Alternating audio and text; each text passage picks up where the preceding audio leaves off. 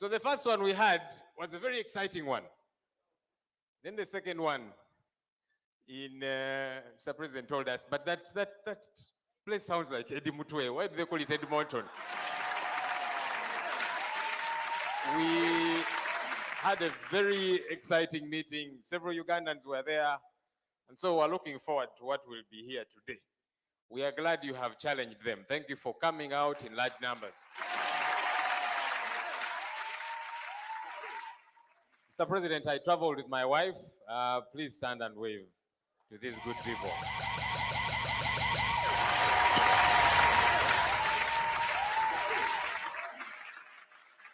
I have told this story a few times in Uganda. One of those days, twali tuvaawa nga twakatandika people power, tulina gye twagendeeyo ne batukubakuba bitiya gaasi ne batusyankalanya general. So tuli mu motoka ya president tuddayo waka, president nanneewaanirako nti kaakati gwe Ssenyonyi batukyankalanyiza batukubye nze nzirayo waka, mukyala wange Babi agenda kunkuba masaaji, agenda kundabirira. Gwe bw'onoddayo ewo ebiyenje n'emmese bye binaakulabirira. Ngano omusajja ono yankubamu konyaawo nange ne nnyiiga ne ngamba kale nja bikola.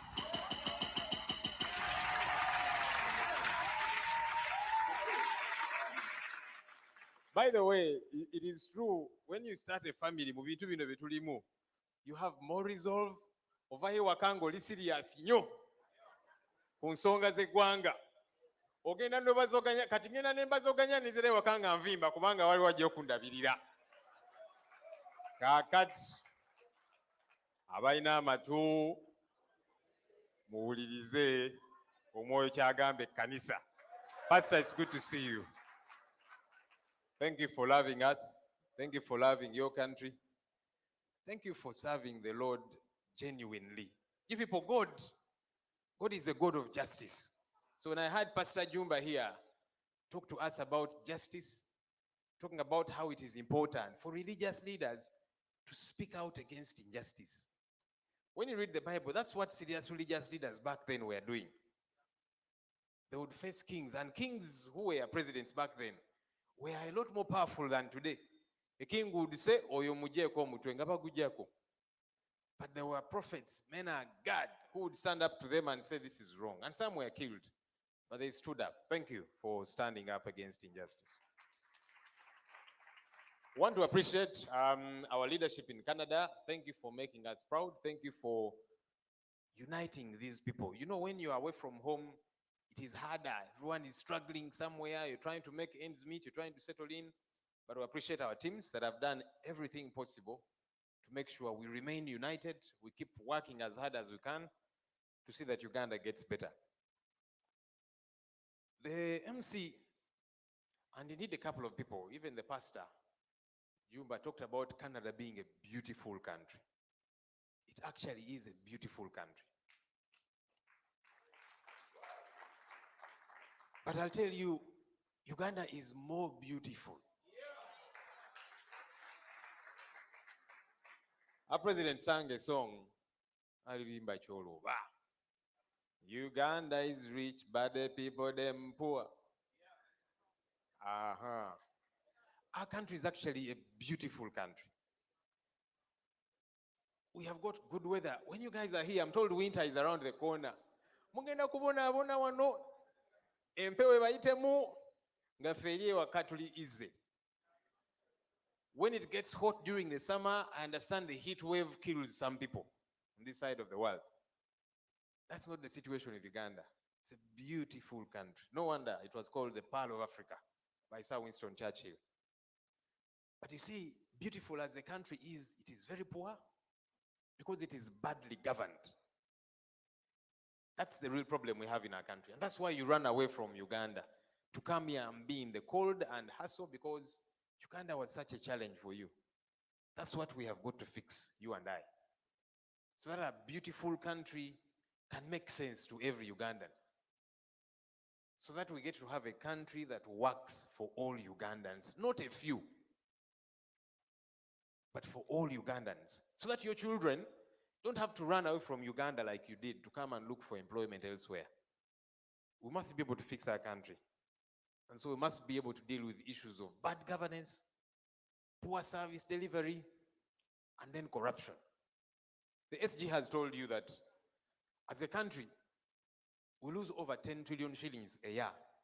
Now, that figure was given to us by the Inspectorate of Government, which is a government entity. It's not a figure that we came up with. You know, sometimes when we say things, they say, you guys in the opposition, you exaggerate things. This is a figure by a government body.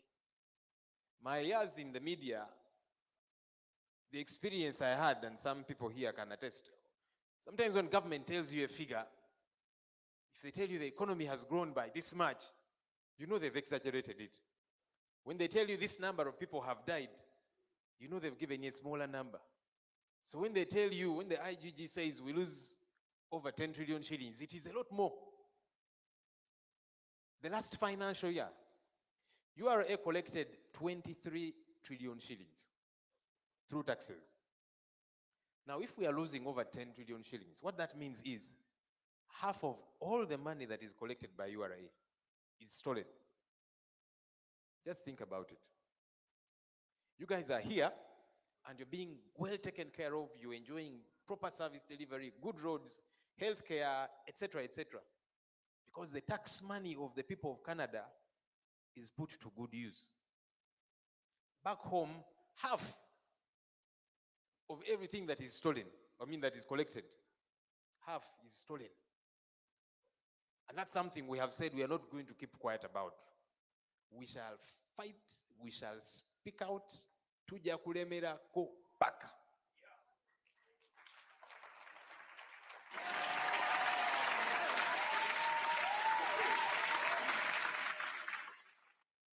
Today is Sunday. Back home, they are getting into Monday. A few hours ago, the Speaker of Parliament, Anita Annette Among Magogo, was in Bukedia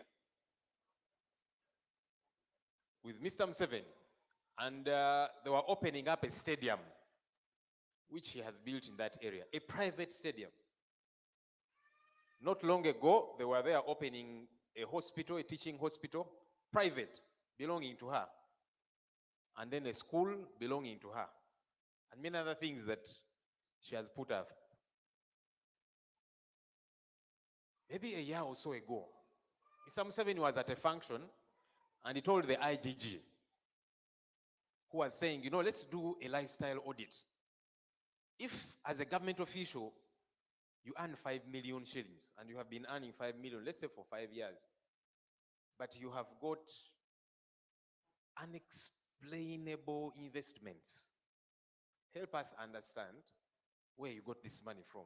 Then you can tell us, okay, you inherited it, or I don't know, whatever the case might be. Mr. Museveni told the IGG, you go slow on these thieves. Because when you go hard on them, the money they're stealing, they're going to invest it elsewhere. At least they're investing it in Uganda. Did you guys hear that statement? Yeah. That's what Mr. Museveni said.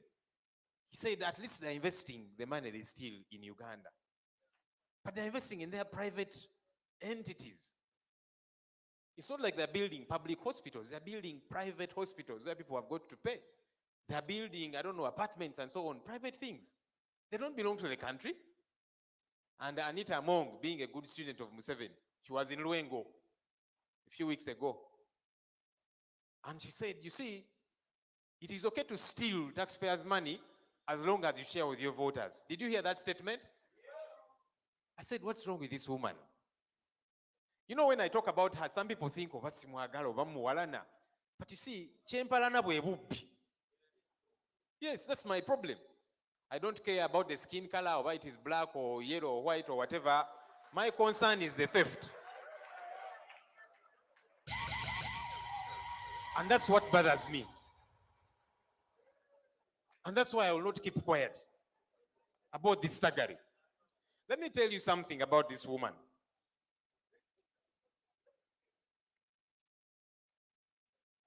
You see, in a period of about 7 months, over 10.5 billion shillings was put, belonging to Parliament, was put on the accounts of staff members of Parliament, especially staff in her office.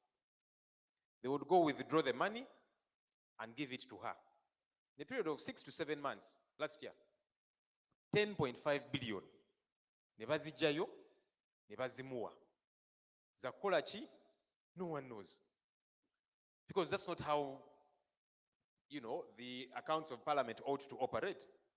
So this is money belonging to the institution called Parliament, which she gets and she uses for her own ends. And these are realities. We brought out all the evidence and we told them, you deny these facts. They could not, because we have our way of getting information. We get it, and then sometimes we give it to particular people. Now you put this one out. You put this one out. Because sometimes, Ssenyonyi just impalana. Okay, let's get the information, have someone put it out, then you come and dispute. They could not dispute it. This is money on accounts of staff, and then she gets and she uses for her personal staff. Maybe that's the money she's using to build all these different things. They sat in a commission meeting. I've been talking about not being invited to commission meetings, and yet I am a member by right.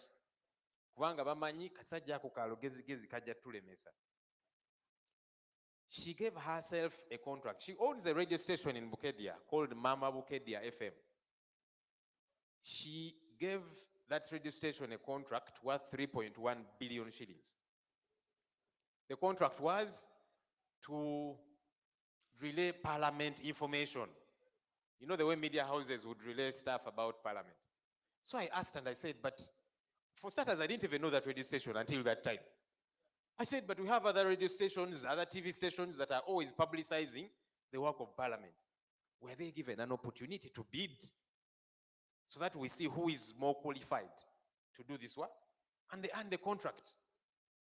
There was no trace of any procurement followed. 3.1 billion, she gave it to her radio station. And here is a very stupid thing. Some of these thieves, they're not smart. The people who signed the contract on behalf of the radio station are staff members in her office. They signed as managers of the radio station. Munange tebategeera nnyo nga bwe balowooza. Gwe n'okola ebintu byonna bijingirira, but even in the contract, Parliamentary Commission and Parliament generally, the General Counsel signs as a head lawyer, then the one signing on behalf of your radio station as manager, as this staff in her office at Parliament for this 3.1 billion shilling contract. I'm sure you saw recently that 532 million shillings was spent to build an electric fence and to buy solar lights for the compound of the Speaker in her private residence. 532 million shillings for solar lights and to put razor wiring at her private home in Bukedia. You saw that home that is as big as this hotel, eh? Yeah, that's the home, her private home. 532 million shillings, not her salary. Taxpayers' money. But how does that make sense? You help me understand. And then when we get annoyed and we speak about these things, they say, you just like to oppose everything. Why would I not oppose such a thing? You earn a salary, a good one, and allowances. Use your money to, I don't know, now she'll want a jacuzzi at her home and then the taxpayer will build the jacuzzi at an inflated price. This is staggering. You heard about the generators. 280 kV generators that were bought at 591 million shillings for private homes. If you're saying that electricity is a challenge in Uganda, it is on and off, every Ugandan suffers it. But those who have decided either to put solar in their homes or to buy generators, they have used their money to buy these things. But for you, you have decided, no, I'll use taxpayers' money to buy this thing for my private home. How does that make sense? How? And then you wonder why we are the way we are. You wonder why our roads are in terrible shape, why there's no medicine in hospitals. You wonder. No, you should wonder no more. The answers are very clear. I've severally been complaining about staffing at Parliament, where she will hire her relatives, her in-laws, outlaws, and everybody in that category in Parliament. Ridiculous things that are happening. And somehow people expect us to be quiet. A few months ago, the Speaker of Parliament donated 1 billion shillings to Nsambia Hospital.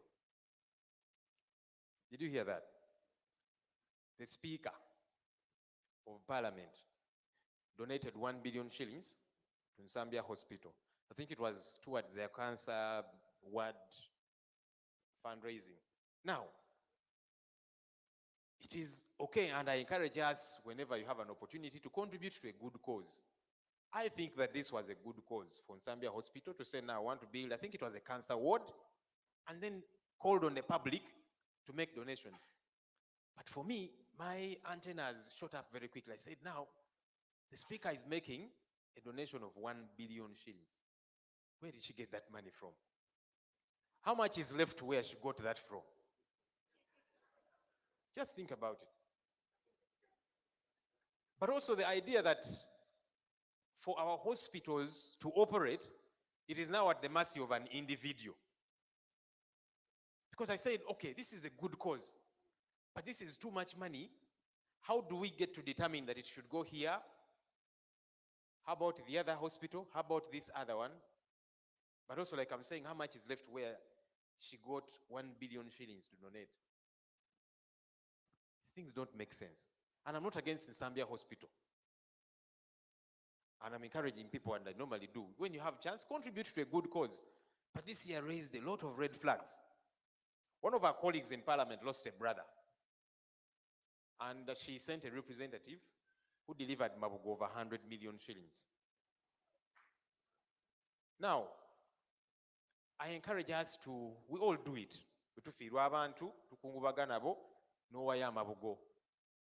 But now this is just one particular, then there are many people who die and so on.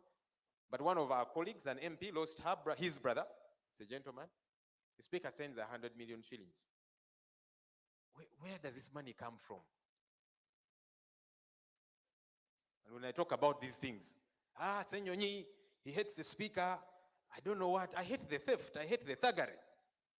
And I'll not keep quiet about this thuggery.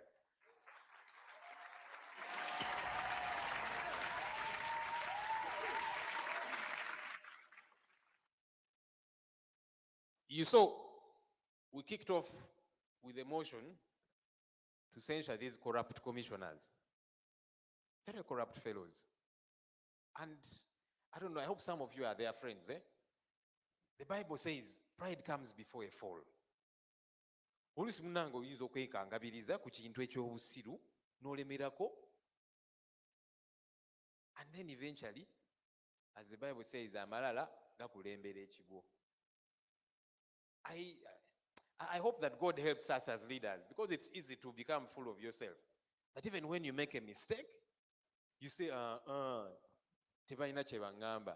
But anyhow, we say, let's throw these fellows out. Then together, working with the Speaker, they took themselves to court to try and cleanse and sanitize the process. And the Speaker has come out and she's saying, now court has said, leave these people alone, so the motion won't be entertained. We are going back to Kampala to give her a piece of our mind.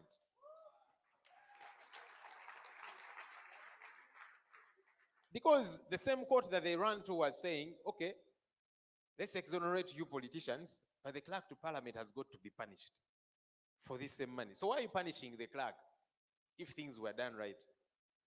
That's the same way she frustrated the report of the work we did when I was still chairing COSASI, the Uganda Airlines report.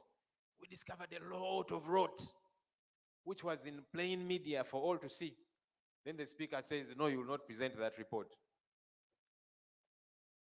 We must fight this nonsense. I call it nonsense because really that's what it is. I think it's the MC who was talking about the chambers of Parliament. The chambers of parliament, the new chambers of parliament were meant to be completed in 2019. Of course, the reason behind that is every village now is becoming a constituency, which is problematic. I hope we can sober up one day as a country. It is not right. So anyhow, new chambers are to be built. Up to now, they keep extending the completion date. I keep hearing, when you're in the parliament, you hear people knocking, but when you look outside to see what is happening, you see like 2 or 3 guys knocking, a few things. There's no real work going on. We are in 2024, and there's no progress you can talk about. But let me tell you why. Parliament now rents several buildings. There's one called Kingdom Kampala. That's the place where Shimoni Demonstration School used to be. It was cleared. They said, go, we are going to put up a Chogam hotel. Chogam came and went and there was no hotel. Eventually, the land was given to Sudhir. I don't even know how. So he put up a structure called Kingdom Kampala. Parliament rents Kingdom Kampala at 9 billion shillings for offices of MPs and staff, because the new chambers are not complete yet. Parliament rents another place called Queen's Chambers at 4.5 billion shillings. And there's another place called Development House and so on. You people are very smart. Do you now know why the new chambers are not complete yet? You know. Yeah, because you see, once the new chambers, the new building is completed, these guys are out of business. So it is clear why the leadership of parliament is deliberate about not completing the structure of parliament. The reason cannot be there is no money. But you're renting the other side, 9 billion, 4.5, and so on. So now you know. And that's why you've got to speak out. Together, collectively. As I wrap up, when we speak about these things, when we make noise about these things, they will blackmail us, they'll intimidate us, they'll threaten, they'll mudsling us, they will kill. We have buried so many people. Many were abducted. Many are in jail for no other reason, simply because of the pressure we are exerting. My call to us is that we don't give up, that we keep exerting this pressure. Many of you have run this side because you are being hunted back home. Kayua, and several. I see a couple of faces here. You run away because of the pressure. And when they arrest these fellows, they say, tell us, you and Bobby Wine, what are you planning? And incidentally, some of these fellows, they have even never met our president. They see him on TV and they are supporting from where they are because they also want a better country. There are some that have actually never met him. But then they pluck out their nails and they're saying, you tell us, what are you planning with Bobby Wine? A fellow is saying, but even me, I see him on TV, I support what he is doing. What do you mean I tell you what we are planning with him? Let's keep exerting pressure. For me, all these things that they do, bindaga nti wetukutte awo wennyini we wali ekinyusi. Awo wennyini. Tunywereze ddala.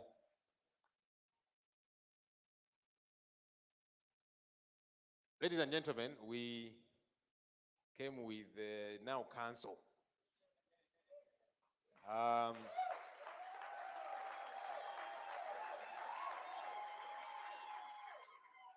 My land friend.